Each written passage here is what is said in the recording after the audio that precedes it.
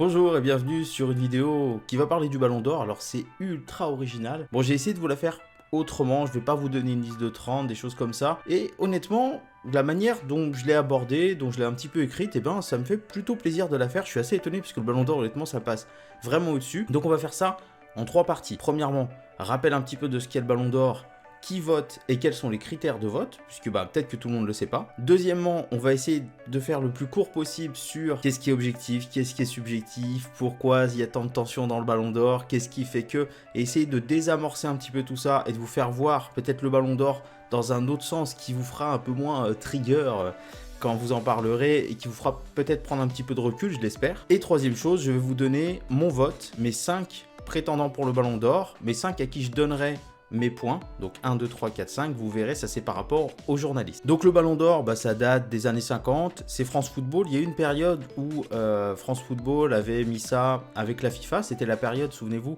où les capitaines de sélection et les sélectionneurs votaient. Souvenez-vous, c'était la période où Schneider et Ribéry n'avaient pas eu le Ballon d'Or, et s'ils ne l'avaient pas eu, il y a une raison simple, c'est que si seulement les journalistes avaient voté, ces 2 joueurs-là auraient eu le Ballon d'Or. Donc il faut se poser un petit peu de questions, quelques questions en fait sur les votes des capitaines de sélection et des sélectionneurs à ce moment-là. Donc nous avons 180 journalistes qui vont voter pour le Ballon d'Or d'une liste de 30 joueurs qui ont été sélectionnés par la rédaction parisienne de France Football. Sur ces 180 journalistes, vous avez un représentant par fédération affiliée à l'UEFA, donc l'Union Européenne. Vous avez aussi un représentant par fédération affilié aux autres confédérations, mais il faut que ces fédérations aient participé à au moins une phase finale de Coupe du Monde. Me demandez pas pourquoi, j'en sais fichtre rien. Et donc ils sont affiliés à la CONCACAF, donc c'est Amérique du Nord, Caraïbes, Amérique centrale. À la CONMEBOL, c'est l'Amérique du Sud. À la CAF, c'est la région africaine. À l'AFC, c'est la région asiatique. Et à l'OFC, qui est la région de l'Océanie. Les journalistes vont voter pour 5 joueurs. Ils vont accorder 6 points au premier, 4 points au deuxième, 3 points au troisième, 2 points au quatrième et 1 point au cinquième. Et à la fin du scrutin, on aura notre Ballon d'Or. Si jamais les points ne suffisent pas, ça se joue au nombre de première place, puis au nombre de deuxième place, puis au nombre de troisième place, et puis sinon on refait un tour de scrutin. Pour les Ballons d'Or, vous aurez 4 trophées. Le Ballon d'Or, 180 journalistes, comme je l'ai dit, avec une liste de 30 joueurs, mais vous avez aussi des trophées qu'on a déjà vus. Vous avez le trophée Raymond Kopa qui récompense le meilleur jeune, moins de 21 ans, et là c'est 33 anciens vainqueurs du Ballon d'Or. Alors j'aime bien parce que sur le site de l'équipe, je vais vous mettre des liens sources dans la description de ce que je suis en train de dire, et sur le site de l'équipe, l'article dit 33 anciens Ballon d'Or vivants, donc oui, comment ils feraient pour voter s'ils sont morts? Enfin je veux dire, c'est c'est logique, c'est assez ouf en fait. Et donc il y a 10 joueurs sur la liste. Pour le Ballon d'Or féminin, vous avez une liste de 20 joueuses et vous avez 50 journalistes spécialisés dans le foot féminin qui votent. Et cette année, vous avez le trophée Lev Yachine qui est rattaché au Ballon d'Or, parce qu'il y avait déjà le trophée du meilleur gardien. Lev Yachine, seul gardien Ballon d'Or de l'histoire 1963. Et donc à ce moment-là, dans cette liste, vous avez 10 gardiens de but et il y a les 180 journalistes qui vont voter. Alors quels sont les critères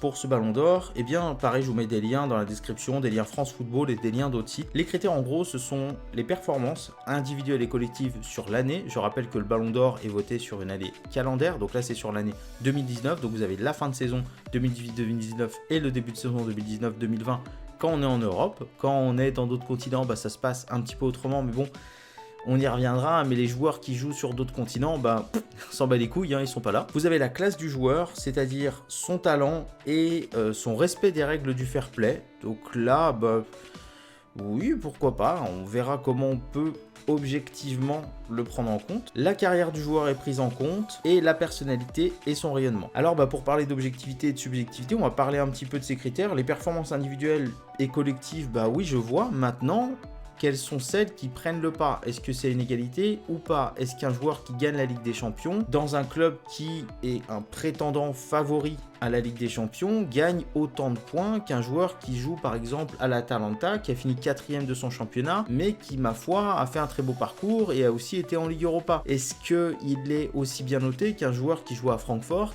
et qui a fait une demi-finale de Ligue Europa alors que le club s'y prête pas, ça faisait pas partie des favoris au dernier carré? Ça, c'est une première grande question. Comment on note tout ça? Comment on note les performances individuelles? Est-ce que c'est des performances individuelles dans un collectif, donc il faut quand même gagner des trophées? Vous voyez là, commence déjà à être dans le subjectif, et je pense que certains d'entre vous ont déjà, même beaucoup d'entre vous, leur idée, qui privilégient plutôt les performances individuelles pures, ou alors qui privilégient palmarès collectif. Mais dans ces cas-là, au niveau du palmarès collectif, par exemple, imaginons qu'on dise que la Ligue des Champions européenne soit la plus grande des compétitions et que Liverpool l'a gagné. Du coup, est-ce qu'il faut d'abord privilégier les joueurs de Liverpool et voir ensuite les départager avec leurs performances, ou est-ce qu'un joueur qui n'était pas à Liverpool avec des performances meilleures qu'un des joueurs de Liverpool? Donc là, c'est déjà compliqué, sachant qu'en plus on ne prend pas en compte. Alors j'admets que sur les autres continents, on peut partir du principe que les coupes européennes sont globalement, en termes de qualité de jeu et surtout en termes de niveau de jeu, inférieurs à ce qu'on a en Ligue des Champions et Ligue Europa. Heureusement, c'est là où il y a les plus gros budgets. Mais quid de la Copa Libertadores,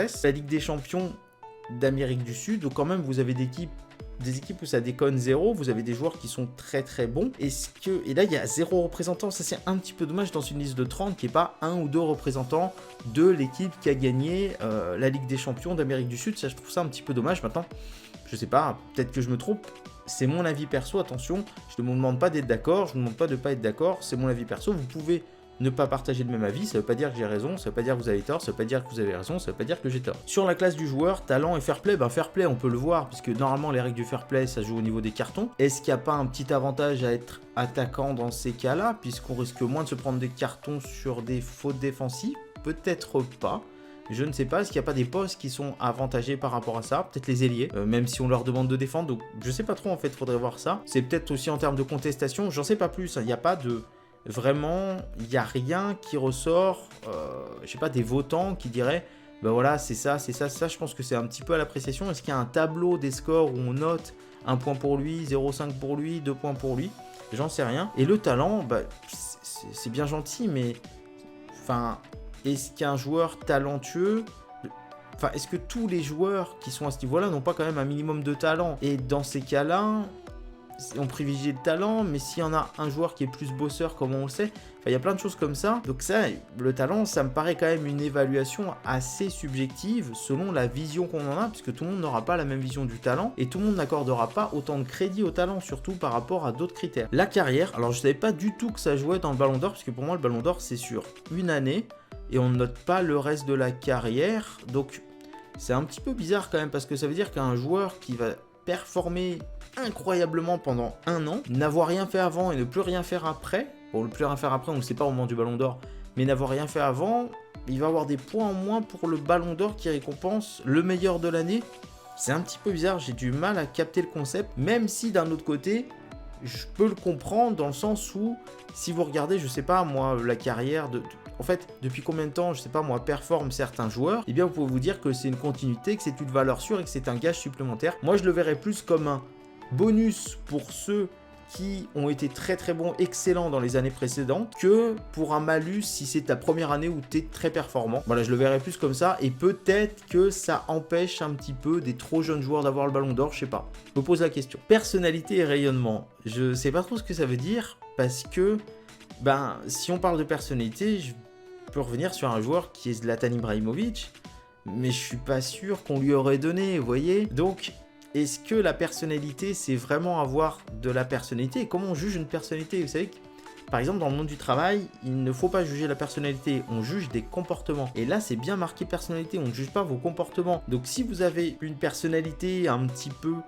nerveuse, avec de l'ego ou des choses comme ça, des choses qui sont un peu mal vues, du coup vous perdez des points. Mais de l'ego il en faut à ce niveau là, enfin c'est un peu particulier comme truc. Et rayonnement, alors je peux comprendre, du coup est-ce que c'est le rayonnement médiatique? Et dans ces cas là ça veut dire qu'il faut être présent dans les médias, et Sadio Mané est très très mal barré à ce niveau là, parce que dans les médias il y est pas, ça n'a pas l'air de l'intéresser, et donc c'est quelque chose qu'on demande. Ou alors est-ce que c'est un rayonnement dans le vestiaire? Mais dans ces cas là, comment on le sait? Je suis désolé, mais à la sortie de la Coupe du Monde, on était très nombreux à se dire « Merde, Paul Pogba, je le voyais pas comme ça dans le vestiaire, je suis surpris en bien ». Donc du coup, est-ce que les journalistes sont plus au courant? Est-ce que les journalistes du monde entier sont au courant pour tous ces joueurs? Je sais pas, je me pose des questions. Donc est-ce que ça compte vraiment, ou est-ce qu'encore une fois, c'est un petit bonus, un petit peu peut-être subjectif?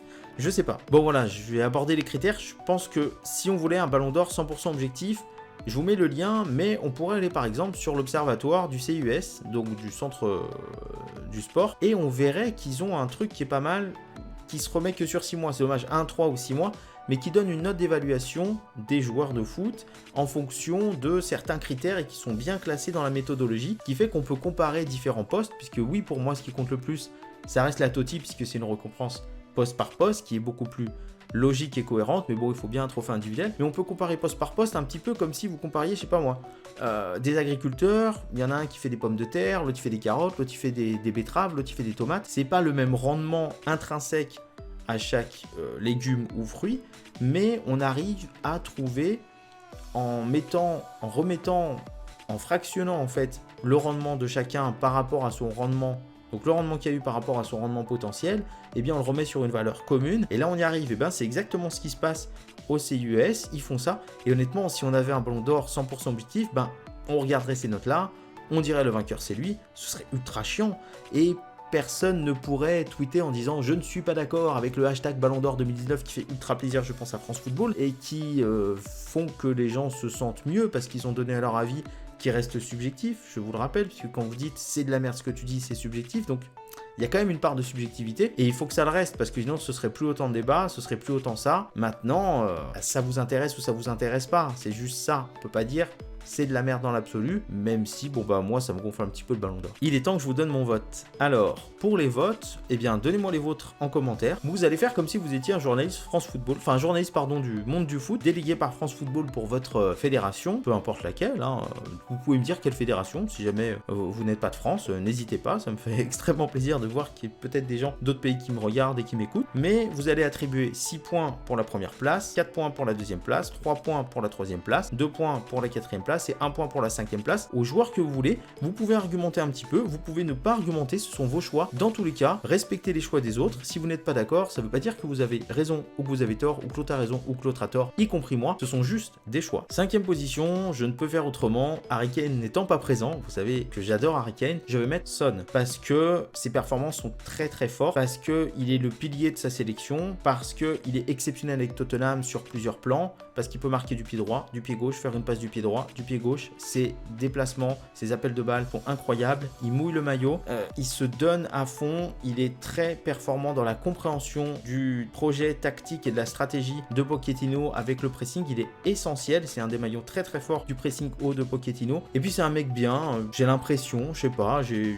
lu des choses sur lui dans sa biographie, dans des choses comme ça. Donc ça fait aussi que ça fait partie du rayonnement, vous voyez. Donc j'accorde un point aussi pour tout ça. 4e, j'accorde 2 points à Riyad Mahrez, qui est un joueur que j'apprécie énormément. J'aime beaucoup les techniciens comme ça, petit crochet extérieur, dribble un peu plus fort, donc il y a un attachement, mais il faut reconnaître qu'il est ultra performant.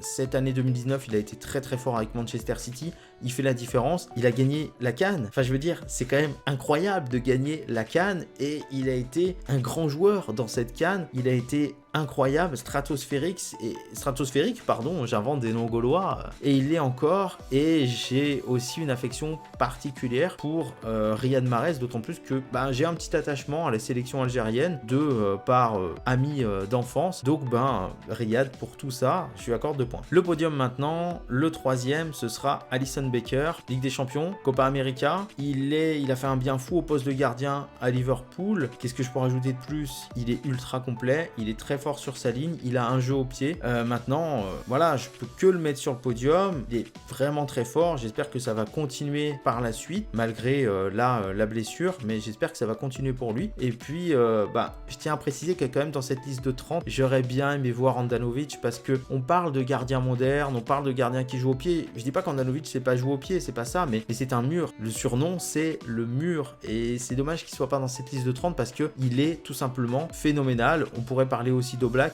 qui a encore été phénoménal d'ailleurs avec l'Atlético dans le match que j'ai vu hier. Donc voilà, on a quand même une sélection là qui a 2 gardiens incroyables, et ça avait été évoqué dans un podcast, je sais plus lequel, mais je vous l'ai partagé sur les grands joueurs des petites nations. Et on passe enfin au 2e et au 1er. Alors je vais pas vous donner l'ordre, mais c'est Van Dijk et Sadio Mané. Van Dijk, pourquoi? Parce que je pense qu'il a fait un bien fou à Liverpool. Il y a eu un avant et après Van Dijk dans la défense de Liverpool, dans le nombre de buts que se prend Liverpool. Il est incroyable, il est fort, il est performant. Attention, il y a d'autres défenseurs centraux qui sont forts et performants. Je pense à Koulibaly, je pense à son coéquipier de nation. J'ai perdu le mot quand on parle de ça, mais je pense à De Ligt qui est exceptionnel. Je pense à l'Anglais qui monte en puissance. Enfin, il y en a plein des défenseurs centraux. Enfin, il y en a plein, non. Je pense à Thiago Silva, classe internationale. Mais Van Dijk, il a fait finale de la Ligue des Nations qualification, même si ça peut paraître comme une coupe mineure, mais il a surtout gagné la Ligue des Champions. Il a fini deuxième de Première Ligue avec Liverpool et il a totalement changé la donne en défense à Liverpool. Je veux dire, il a eu un impact phénoménal sur cette équipe de Liverpool. À lui tout seul, il a du charisme. Je veux dire, c'est un grand joueur, il n'y a rien à dire. Et ben, je le mets en deuxième place, tout simplement parce que mon premier choix, c'est Sadio Mané. Oui, ça fait longtemps qu'on n'a pas vu un défenseur central, ça fait 13 ans, le Ballon d'Or, mais on n'a vu qu'un seul Africain. C'était George Weah, c'était en 95, c'était la première année où il ne fallait pas, c'était pas obligatoire d'être de nationalité européenne pour avoir le Ballon d'Or. Et depuis, plus rien, alors que certains joueurs l'auraient mérité. Mais là, il le mérite 100 fois. Meilleur buteur de Première Ligue, il gagne la Coupe d'Afrique des Nations, il gagne la Ligue des Champions. Ça pèse pour moi qu'il ait gagné la CAN. Je sais qu'Alisson a gagné la Copa América, mais il a gagné la CAN avec le Sénégal. C'était pas si simple que ça. Et je le trouve magnifique, formidable. Et aussi, j'adore le fait qu'il n'a pas compris le système,